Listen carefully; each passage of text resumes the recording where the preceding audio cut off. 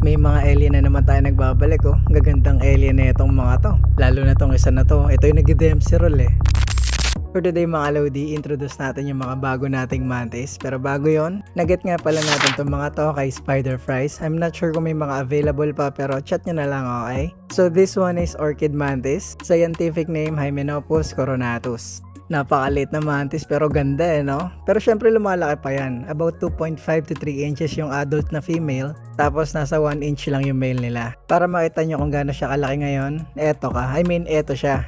Kasi laki lang siya ng 2 butil na bigas eh, no? So wala munang takedown yung orchid mantis natin today kasi kung mapapansin nyo, laki pa ng abdomen niya. Baka may empacho pa to eh, aray ko talaga. Etong susunod na lang. Ayun no, saan makitang mantis pang genggeng, di ba? So this one is ghost mantis, scientific name Philocrania paradoxa. Size nila alam ko almost the same lang sa orchid mantis pero mas malaki na kasi to kaysa dun sa una eh. Subukan na agad natin siya pa-takedownin. Bigyan natin ng baby na hising cockroach. Yun oh, napatingin agad oh. Matik takedown to. Unang labas, takedown agad. Kaso tagal ah. Dapat kanino pa kinuha yan ah. Yun, dali. Ang bilis talaga. Slow mo natin para makita naman natin yung takedown kahit papaano. Ayun na. Ayun oh. Kita nyo yun? Pagka takedown, tumingin pa sa camera. Yabang mo. Pero okay lang, ganda mo naman eh. Ganda pa ng corona mo. Next yung deadlift mantis natin ah. Parang ang lalim ng iniisip. Parang iniisip niya kung saan napunta yung 13th month pay niya. Diyos ko po.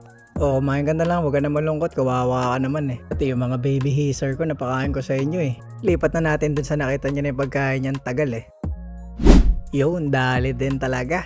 So sa mga susunod na video nila, try na natin sila gawa ng enclosure, okay? Dito naman tayo sa mga jumper natin. So ibang jumping spider na nga pala nakatira sa enclosure na to. Though same species sila, ayan sumisilip pa. Kung naalala nyo yung pinatake-down natin ng huli, unfortunately, wala na siya. Pero hindi siya na-dead nawala na talaga, nakawala. Tutulig-tulig kasi yung may-ari eh. Eto naman yung dahilan ba't nakawala. Kung mapapansin nyo dito, kulang yung magnetic lock ng isa, diba? Akala ko nakatapa lang yun doon, yun pala nakatusok pala. So ang ending, alam nyo na. Lumabas dito yung inamunggal so hindi ko na alam kung nasan siya. Sobrang liit niya ba naman eh. Kaya yan, pinadilan tayo ni Master ng bago. Tapos dinikitan ko na yung pintuan na yun, daw di naman na siya kasya doon.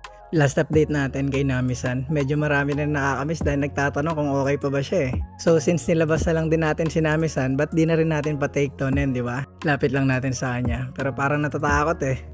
Umaatras si Nami eh, pero nung lumalayo na yung super worm, aba, pucha lumapit naman. Ayan, sige, habulin mo Nami. Aba, gusto pa face to face ah, ayaw tumira ng patalikod ah. Isa kang tunay na Gisa, harap-harapan. Anyways, gagawin ko na nga pala ng bagong enclosure si Nami-san kasi dugyot na talaga yung enclosure niya ngayon kaya di ko mapakita eh. So abangan nyo na lang yung mga magiging encloscaping natin sa mantis and jumping spider mga Lodi, okay? That's it for today.